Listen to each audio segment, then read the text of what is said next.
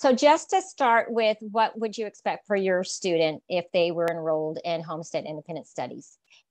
Your student will have a highly qualified certified teacher. We will be using our standards-based board adopted curriculum and creating the lessons from that. The blended learning opportunities, which I spoke a little bit about, that yes, they'll have the Zoom approach. Their opportunity, whether it's a larger class, small group, could be even different grade pairs, and really working and moving forward on learning about your students and what's, the needs, and working with it to make it successful. There will be academic and other supports if a student needs any. We'll work with, the teacher will be working with the student and the family, the goal settings of making sure there's continuous progress. We'll know that through assessing, checking in. There are the trimester or semester report cards, just as if they're enrolled in what we consider, the traditional school. And, you have your parent meetings and technology support with that. So if you have any knowledge of what Homestead has been in the previous years, there's current changes that was set. It's AB 130 that our governor had signed in July. And so here's the biggest change that we had seen from any of the other times. For Ventura Unified, our students who are in TK5, there will be daily synchronous instruction, and there also will be the asynchronous instruction as required by the student's teacher. So it has some similarities to what would be distance learning, meaning that there's going to be set schedule. That your student is going to get on with their teacher. They're going to get, the math lesson or the reading lesson. There'll be something at home that we would have passed out to reinforce that, along with other assignments that the teacher will be sharing with the student and guiding them along. For 6th through 8th grade, we are required to have daily live interactions with the students and at least weekly synchronous instruction. And then there is the asynchronous instruction as required by the student's teacher or course.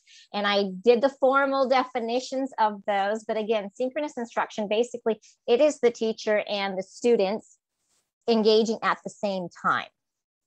And then with the live interaction, what is required is that we have our student connect with us every single day. And it could be as simple as the Zoom is open and they've checked in and they're like, yep, I know what I'm doing today. I'm all good. Or, hey, yeah, you know what? It's that science concept. I'm not sure what that's about. And the teacher would be able to, whether it's at that time or later in the day, circle back and connect and know that the student's making progress.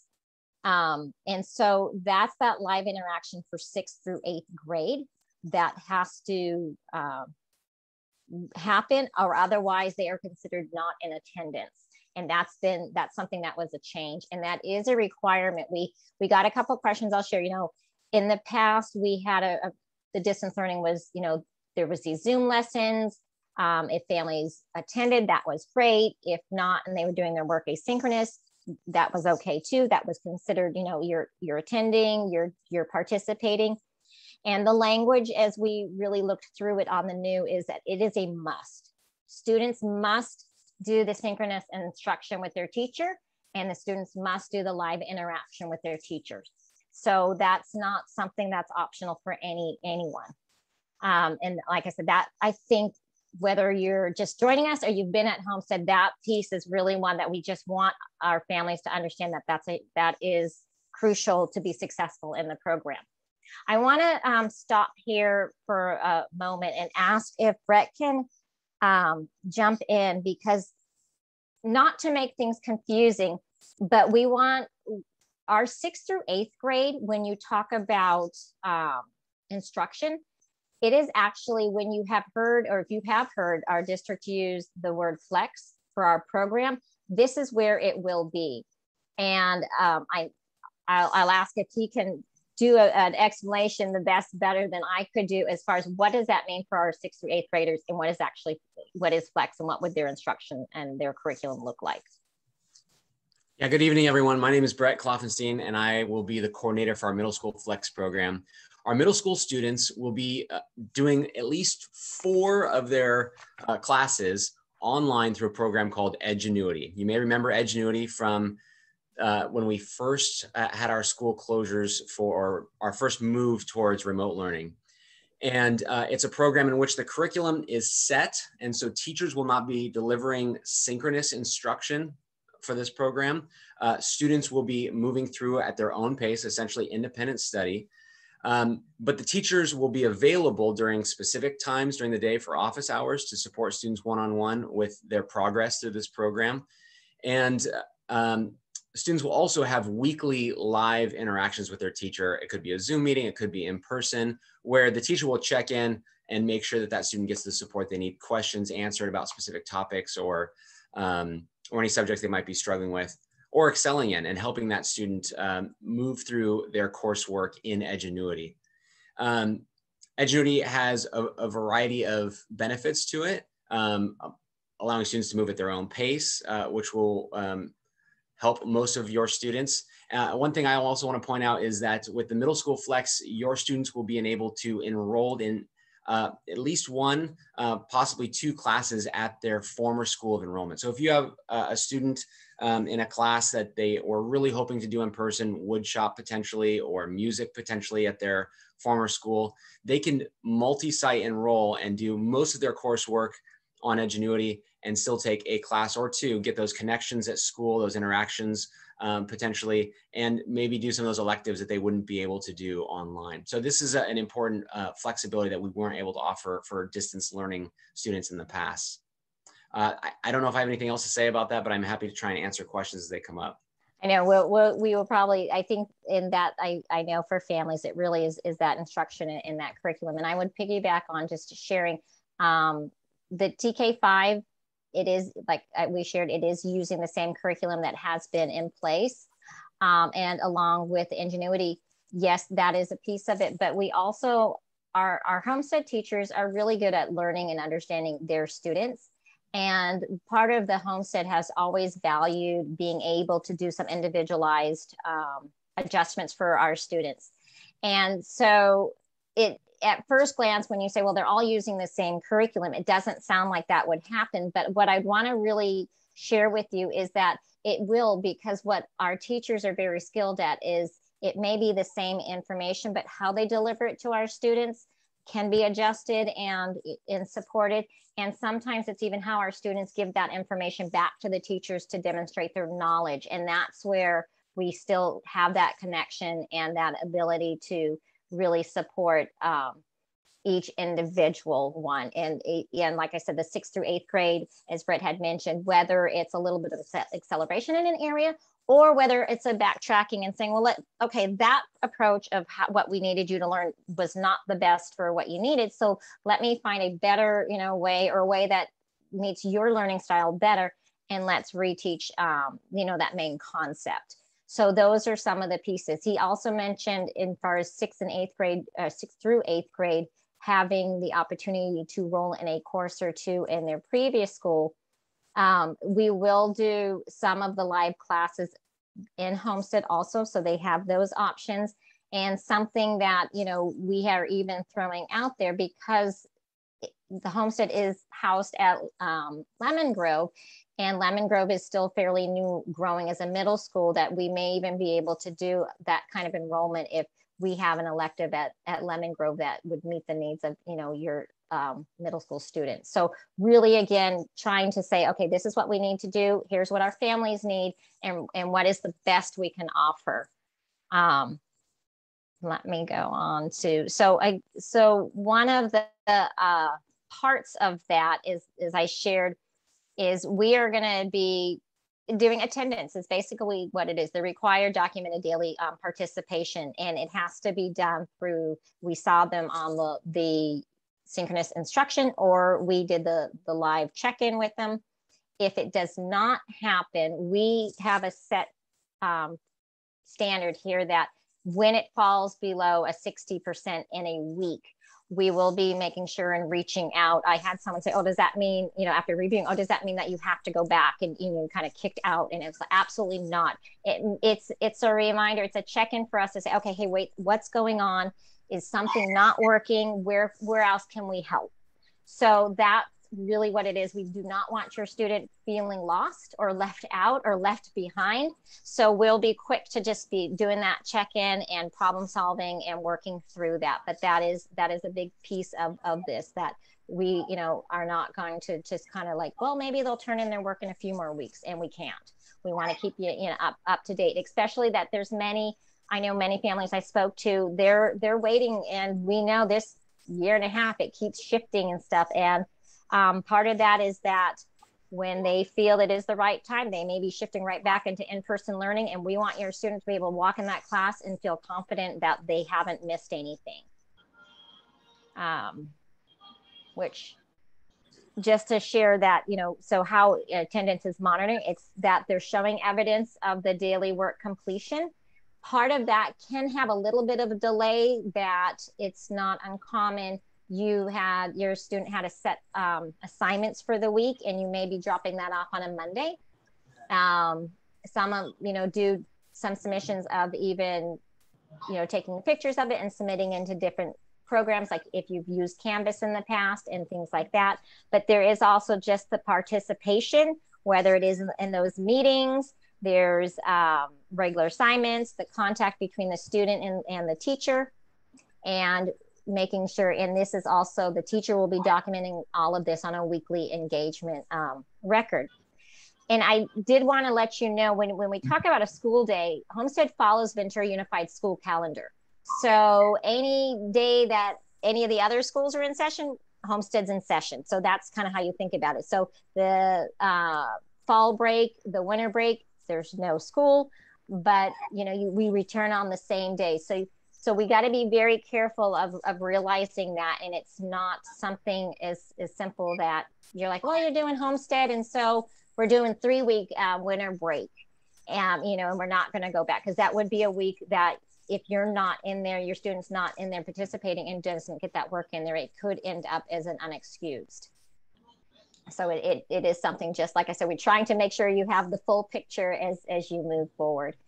Learning materials for your students are 2nd through 8th graders. If they do not have a Chromebook already, they will be assigned one. The TK through 1st, we have them with iPads. Any adopted materials, workbooks, any supplies, all of that is given to you. If the teacher feels that it's a benefit to use any supplemental instructional materials, they will make sure they get that, and they have, you know, you have access to that. There's many different district online programs that we have. If any students in our districts at that grade are using it, where it's a district wide one, you will also have access to it for your student. And for the parent role, the parent guardian role, really one of the big things is that, yes, you absolutely have the teacher guiding the whole thing, but because it's not the full day online or in person, you know, you are still there kind of overseeing things and definitely partnering with, you know, with the teacher. It is, you know, the one you're asking them to behave and get that work done and stay there. Part of it is you register and you meet, there is a Homestead agreement. And we are, you know, sharing that you attend the parent teacher meetings when they come. They can be phone, they can be virtual, in person, making sure you're communicating with the teacher. If you're able to set up a space that's, you know, that's their desk, that's their workspace, it really is optimal for them to just get in that mode of it's school time. And there are times that students are going to have to come to school for, you know, for a meeting, and that's something that is arranged with, you know, meets your time needs and things like that. That's for middle school in particular, there's times that we need them in person to take particular tests. It just gives that real validity of, yes, they truly did, you know, master that subject. And then just knowing, coming by the school, picking up or dropping off student assignments and materials. And all of, you know, things as far as like the student showing up for school for anything like a test or any pickup drop off, a lot of that is really scheduled with you and the teacher, that it has that flexibility of making sure your schedule is going to work. So for the student, responsibility is just making sure they know that they have to, they have to be attending, they need to be interacting and working with their teacher, to be cooperative with their teacher and the parent, and completing assignments. When Homestead was an interest last year, I'm going to tell you, as we talked about this, you have to know your child, because this is not something I could do with my older one. We could never do it with my younger one. I couldn't play teacher with my child. So you've got to know, that relationship you have. And for many families, it works really well. We're asking our students, though, to really kind of make sure they communicate with their teacher for help, and really hoping, even as young as our TKs, that it's okay when I don't understand this, or can you show me again, and really kind of having them be involved in their, their own learning.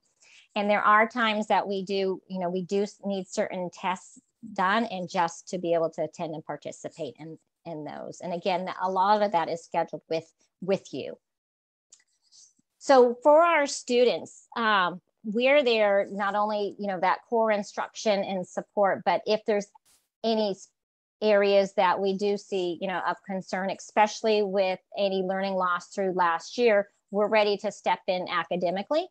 We know our students have had a really a tough time through all of this. And so even their social emotional support, if needed, we are having a counselor help oversee them along with Lemon Grove. So we're very thankful for that. If we have a student who is English learner, we will make sure that it's integrated in their lessons, and finding that time in a small group for designated, English learning development time. And I know students with IEPs, this is one that, we hear. I wish I could give you a straight blanket answer, but I really, the best I can tell you, because it is individualized, that you reach out to your current school and you ask to schedule an IEP meeting. We have been working to really talk with a lot of our principals, so they're aware that when this comes in, this is why. And it comes down to, we have to follow our California Ed Code. And as it's written, it says it's not a matter of we can just have a student with an IEP come into independent studies, because we need to make sure that you as a team have already said, for success, in progress, here's goals and here's services to support those goals in that IEP. And we cannot just ignore that and say, okay, well, they can come in, because we may not have what they need. So that's a real crucial part. My experience from last year, and even sharing and talking with a few families this year, sometimes that worries families, because it's that feeling of, well, what if then they don't, they don't get the deadline for Homestead, or they lose their spot. And that's not going to happen. The communication of, we know that this child has an IEP. We need to meet and see that we are offering the best, education for them. It doesn't say that, you go through it. It's something that it isn't a good fit for independent studies. And then we go, oh, well, now we're full. It will not happen. So please know, I know sometimes to get an IEP team together might be a couple more days than sometimes we like, but there is no time on that. And I want to reassure, because I have heard, some of the families, just that nervousness of it. Please make sure we get it, it will get scheduled, we will meet, and we will make sure that we understand what it is, and that as a team, that decision can be made. And it won't impact, like, no loss of spot. Like I said, there's no deadline on that. I also want to share that we're working with our food and nutrition director. If you're not aware, our federal government has extended that all students will receive free lunches this year. And students in Homestead are our students. And so we'll be working together and send a little bit more information, but just at this time, what they were looking at is families for Homestead would have a set time they could come by, and actually they pick up for a week. So it's not like I have to come every single day. No. And we'll get more information as we get closer to the school year. But I wanted to know, so you knew that was there as a part of the service, the education. One of the things, yes, I don't know anything about as I shared, Homestead is voluntary. Hold on, And I will find that. Okay. And so if you reach out to us and you let us know you're ready to return in person, let's see. It's fruit, vegetables, garden, ornaments. I'm not able to mute. Lawns and around the home. If I can have everyone just check for mute for just a minute. I know, like I said, this is just our traditional Zoom. So if you're like, doesn't matter what it is, we want to go back in person. You know, please let us know. Ideally, once you get in there, you would know, you would email myself, you would email Brett, and we are already setting up the connection with all of our elementary schools, all of our middle schools. We will have a contact person. We will get them, back in within 5 school days. We're always very proud of the fact that Ventura Unified tries to really offer many choices for our families, which brings in school of choice. And so if you were leaving from a school of choice school, it makes them nervous because the previous practice and what was written up is if you choose to leave a school of choice, you do lose that spot. We are not seeing that this way. Most of our families are not choosing to leave their school. This is a necessity for them this year. And for that reason, wherever that student is enrolled is our first place that we're going to reach out to and say, we have a student ready to return back. The only way that we could not do that is if there was an enrollment that it exceeded the capacity we were allowed to fill. That is the only thing. And that I have to just, for your understanding, that can happen at any school. It's not just a school of choice.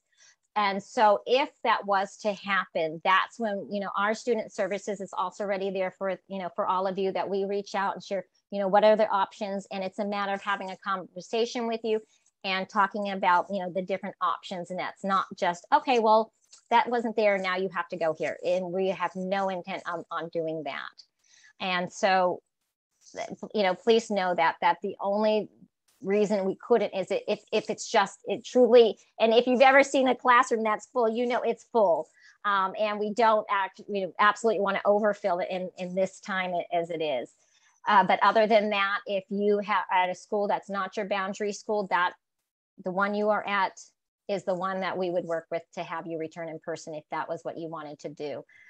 And on the same side of that if you contact us at any time, if you from here, you stay in person, but at some point you reach out and you say, I need to go, and have the Homestead Independent Studies, we will again work with you to transition you in.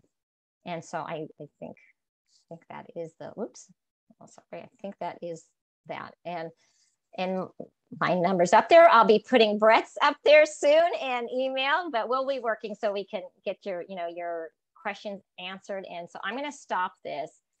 And I think I can see we've got quite a few questions, don't we? All right. So Dr. Martinez, if I could just go ahead and ask you some of the questions. Perfect. First of all, if I'm interested in enrolling, how do I go about enrolling? Honestly, it is if you feel that you have enough information and you want to, you please just call. The Homestead office number is the same as the Lemon Grove number. The only thing that we ask is we just call and we know when you're coming. Right now for this next week or so, myself and the office manager, we may get pulled off for trainings, and we don't want to have you come by and we're not there. So that's all. It's not, we want to be there for you and not have you stop by it. Yep, but we'll start the packet for you and we'll walk you all through it. And then there are several questions about special education and my students' needs and things like that. And so is the best way for that to reach out to their site and talk to their IEP team to answer those questions since it is individualized? It has to be. Yeah, I can't do anything unless it is. And like I said, I do understand that sometimes, and especially right now, to be honest, not everybody has returned back, from summer, and it is kind of getting that worry, but we will get it there. And, we will be working with you. We have, it's part of I showed you, it's an educational code that we have to do that IEP to first. And then there are some questions about the schedule, about, you know, the times for those synchronous learning and some things. Could you talk a little bit about that? I will share a little bit. And Gina was very kind. We have a draft, and I said, wait, hold on. And the only reason is that we're not sure on the makeup of classes. This is not, you know, Homestead isn't traditional where we have a full second grade class and we have a whole third grade class. So we have to be flexible. And then the other reality is, because it is, you know, serving just who needs it, I wanted to make sure we didn't box ourselves in, that it didn't fit our students' needs. I will tell you though, the premise of it it will be that synchronous instruction will be morning time. We're saving that afternoon time for small groups, for ELD, if it's intervention, and any on-site groups, we want to go ahead and offer that in the afternoon. And just, if I apologize if I've said this, but I want to make sure anytime we offer in-person groups, those are all optional. That's, you know, again, everybody is in just a different spot. But sometimes for a student, especially in certain subjects, it's like they need that one-to-one FaceTime, you know, with the teacher and maybe one or two other students to really see and understand that. And we also do know that perhaps you're comfortable with having your student in a room with maybe two other people versus a full class for a full day. And so those are the afternoons kind of saved for that. But typically expect TK5, you'll have a set time, by the way, Monday through Friday, and it will be the same. And we know TKK, we try not to in a single Zoom lesson go more than 30 minutes. And then we have found, first, sometimes 45 minutes is okay. And then we can kind of stretch for second to fifth about an hour, with obviously being mindful and making sure it's as engaging as possible in person or on Zoom.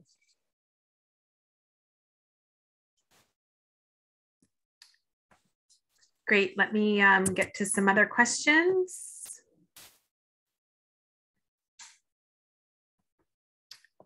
Let's see. Susan, one of the questions asks if there will be speech therapy offered for students in Homestead.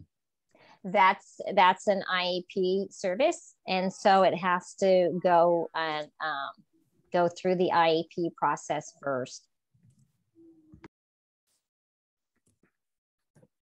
There's a question about a cap to enrollment, and I think you addressed that, but is there a rush that I have to register? Do I have to call you tomorrow morning and be sure that my student can get in first thing tomorrow in order to have a spot? Absolutely no. We know that our families are still trying to figure out much of this, and so we know that, and we're working with you. Last year, I will share with you what we went from an average of 30 to 40 student enrollment. We went to 175. If you had attempted at one point, we had gone to a wait list, but that was a very different scenario than many students already had an option of in-person or distance learning.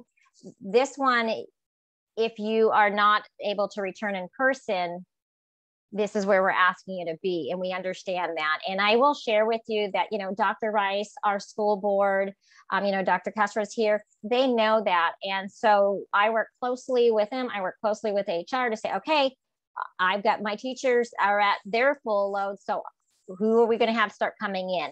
And to be honest, sometimes we bring in a teacher and we'll start kind of like an hourly because we only have a couple students for them. But as it increases, they know, and their hours increase, and they, we work with them. So absolutely.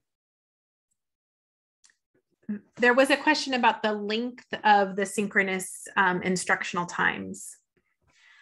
At this time, I would share what you would probably expect. Like I say, TKK, perhaps in the morning times, at least 2 half hours, because we do want to break it up. And then for the others, anything, hour kind of type lesson. But again, we've got that flexibility that if it needs to be longer, Or for some of our students, if the teacher is doing the math and they're working through it and all of a sudden, you know, the student's accelerating through it, it's kind of like, yep, thumbs up, you're good. You know, it's that's where we get that individualized. But when you meet with your teacher, you, like I said, you'll work and you'll have that set time that will not change. And will students be completing assignments in Canvas, or for the younger students in Seesaw, or what types of activities can we expect from families?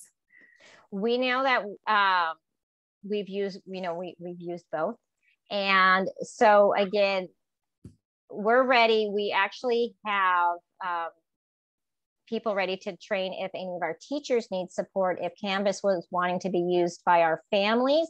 But we have also used very, I call them traditional methods of that they do have their workbooks and things. So if their work samples want to get dropped off once a week, we can accept that.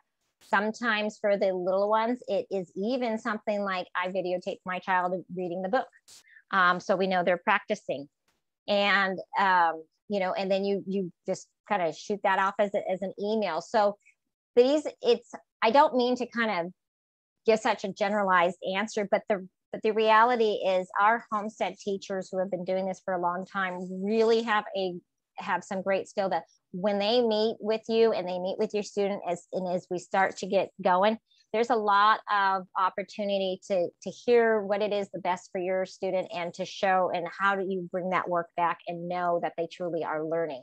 So that's why we are having, you know, a different structure in a way, but at the same time, it is still that individualized.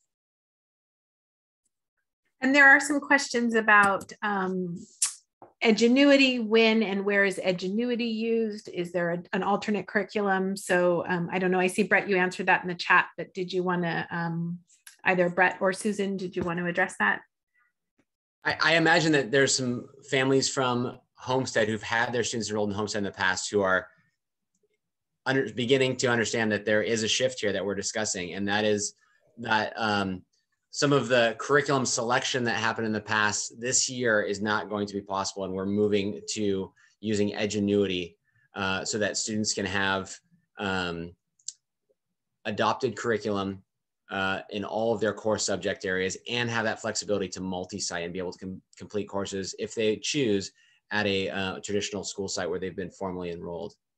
So I realize that is a shift, and it might be something that you were not expecting. And I'm happy to answer more questions about that. I would jump in again when we met with our current Homestead teachers today and just sharing on Edgenuity.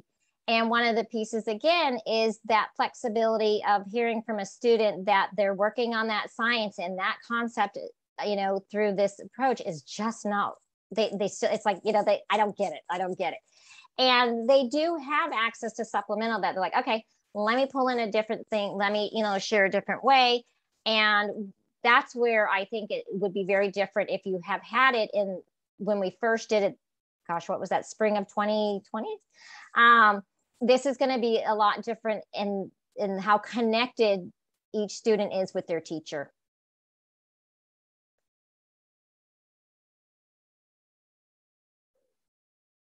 All right, Gina, you got more for us?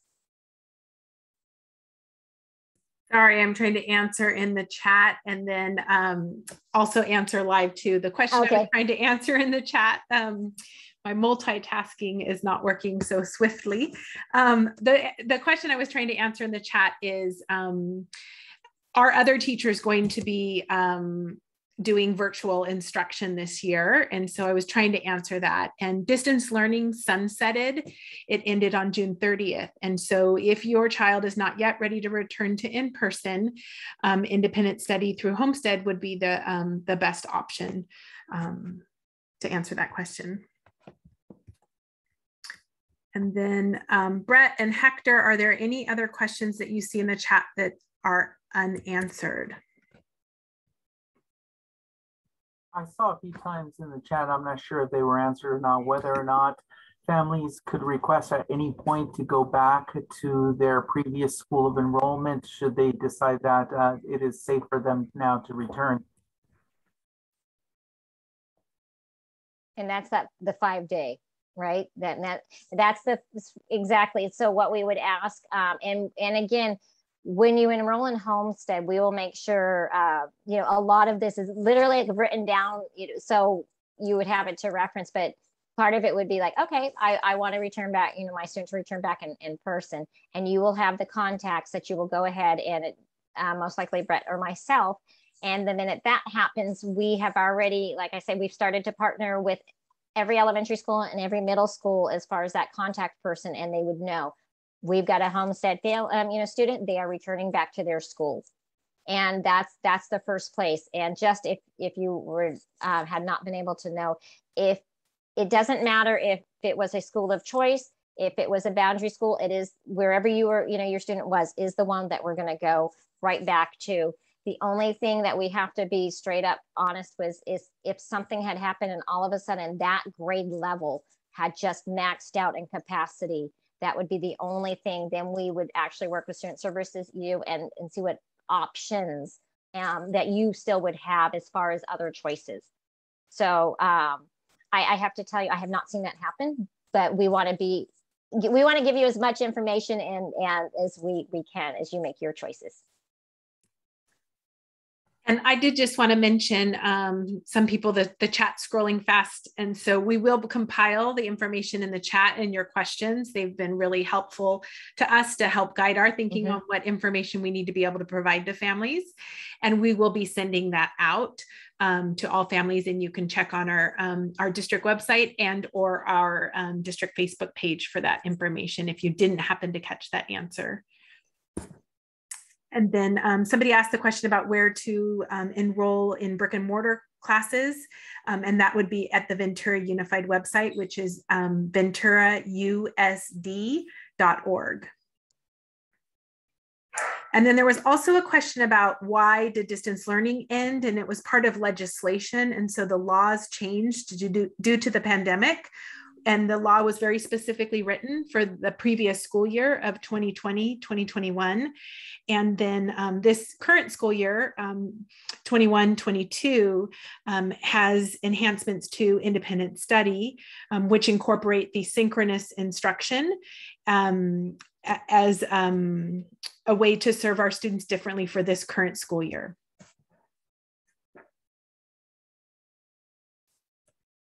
I will look again to see if there was anything that was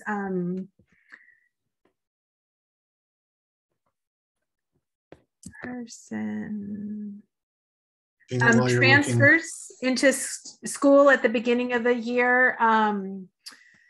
If you are going to be enrolling in a school, you can request a transfer, but if you're not going to be enrolling immediately, then you would complete that transfer when you were ready to enroll in that school. Sorry, Dr. Castro, go ahead.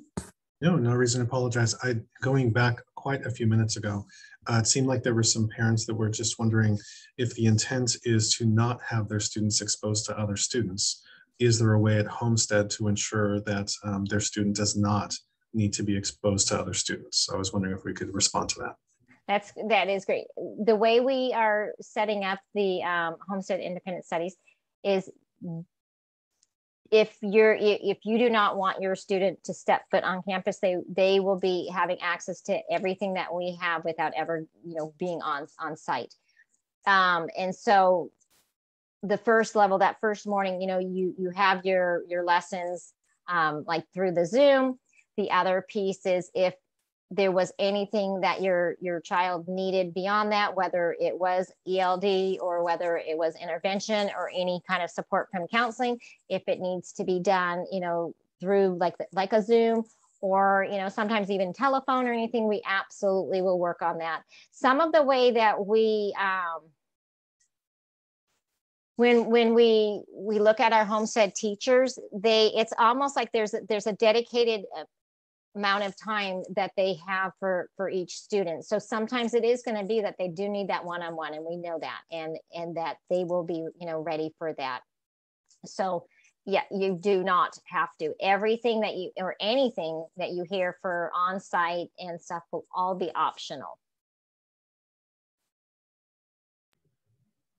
I see one question in the chat I think I can answer. It says, will masks be required? If students are on campus, indoors, they will need a mask. If they are doing their independent studies at home and via Zoom, there's no reason that they would need a mask.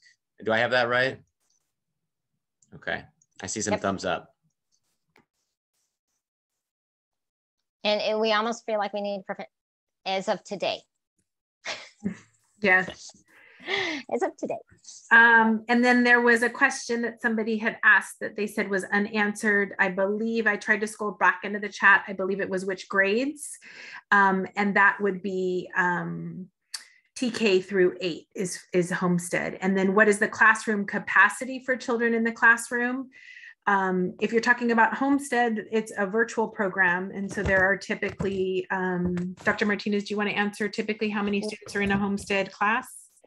Well, actually, how we run it is a full-time Homestead teacher caps out, if you want, or maxes out at 24 students. So now when you're talking about our students in person, Gina, so make sure. I can help with that if you'd like me to. Yes. The average of student classrooms for kindergarten is 25. First through third grade is 26. And then in the upper grades in fourth and fifth, the average is 32. So some classes will be at that, some will be below. It's a district average. Right. But I do think, for example, as we said, like, you know, we don't, when you look at a classroom, if there's the 26, 27 does make a difference. That's the only reason, as far as that returning exactly back to a site, we would just have to work with you.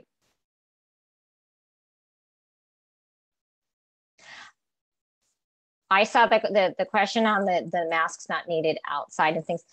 To be honest, and the best that we can say is we are absolutely, you know, taking all of our guidance, all of our, you know, safety procedures and processes, that is all coming from the CDC, from Ventura County County Health. So sometimes I have questions on, well, why did they do this and not that? And I don't know if we would be the right people to answer those, but all of the decisions we are making are actually, you know, based on the professionals in that area. And there was a question about an interdistrict transfer and if that would be in jeopardy if and when the family was ready to return to the previous enrolled school, if they were choosing Homestead. I think if let's say if it was a new one, so if you had, let's just say you had this year, your child was going to be in third grade and you had done, whether it was the transfer or a school of choice, and you were not going to be at your boundary school, you're going to be accepted to a different school. When we go to back in person, that is wherever you were accepted would be the first place we would, you know, call to say we have a student ready to come back. So it doesn't matter if you didn't officially start there. If that's where the plan had been, that's where we consider it, if that makes sense. Now, if you're sharing and you're saying more of maybe now I'm interested in putting in a transfer, that might, I'm not sure, that might have to wait until you're ready to get back in.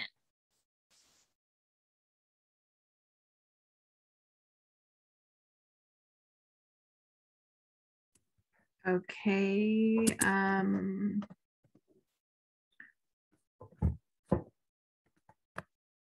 Let me see if,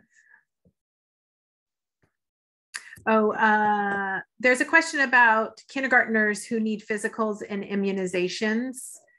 I've been off of a school site for a while. Can you help answer that? I can. I actually, what I would share is last year, our state had done a pause, as I would share for that, because none of our students were in person. And as we started to come back, they put everything back in place, and that does include independent studies. So I know it might sound like a strange one, but even if your intent was to be at Homestead Independent Studies with a kindergartner and never to have that student on campus, we cannot enroll them until till the immunizations are up to date. Please, you're more than welcome to our school or any of the schools with, especially with their health techs, they will know it. I think there might be a grace period of that physical, but I believe immunizations have to be up to date before we can even put them fully in our system.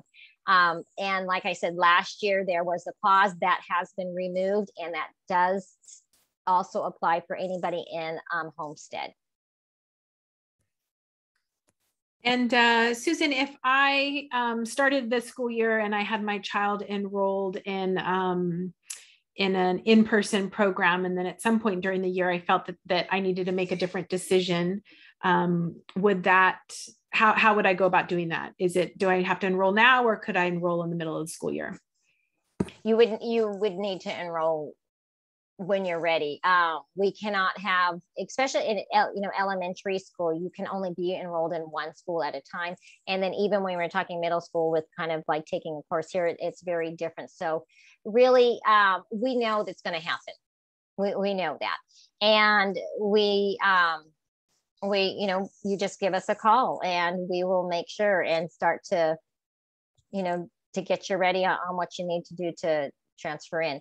And I will share, this is one of the reasons that we really need to make sure all of our students are staying on track, because we know all of our families are in different spots, that we may have one jumping over and we need to be able to get right in and they're kind of staying on track, or they may be going right back in, and we need to keep them up on that. And that's the reason that instructional time is going to be set when you meet with that teacher. The curriculum is going to be the same. Again, the delivery, how you share, your student shares info can be individualized, but they're learning the same as any of the other students of that, the grades in our school district.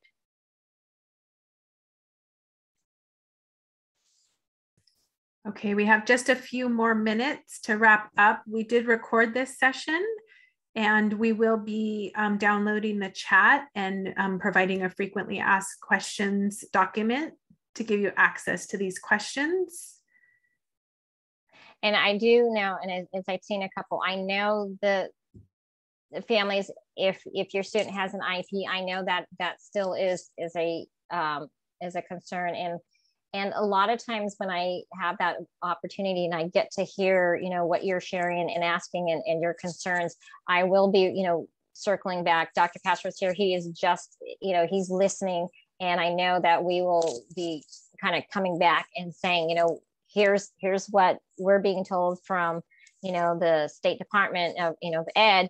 Here's what our families are sharing they need. What can we do with this? And so I don't have an answer right now. But please know that it's not, we're not accepting of just like, it just, that's what it is. And we don't think that that's an answer. So it's something, we're just going to have to do some brainstorming. And again, I do hear that, and we have to figure that out. Oh, look I just saw where's Lemon Grove located? If you have been in Ventura and you were familiar with Blanche Reynolds, it is now Lemon Grove. It's across from Ventura Buena Mall. But it is, we could probably put in the chart, it's 450 Valmore Avenue, and really easy to find.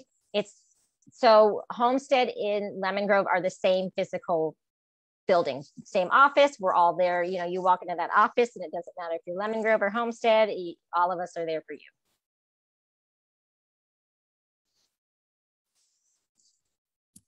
Okay, we will post this video and the recording of this session. I know that at least a few of you joined later, and so it will be posted as soon as it downloads, and it will be on the district website.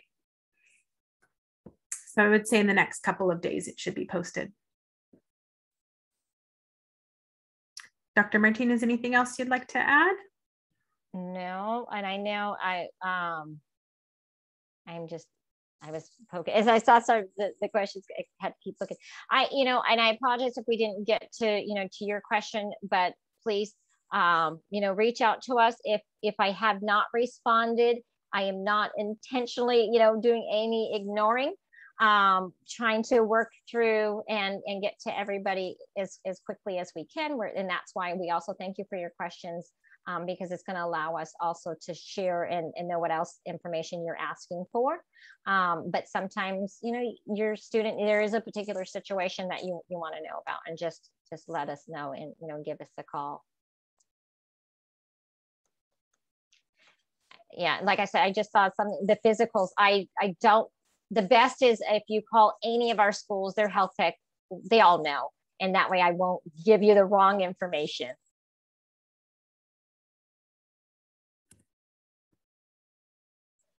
So I thank you, everyone. I appreciate you coming on. There is no deadline to register. Please know we understand it. Sometimes you need more information. You're good.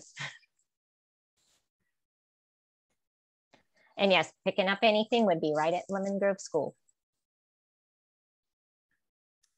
Great. Thank you, everyone, for joining us this evening. Have a wonderful evening.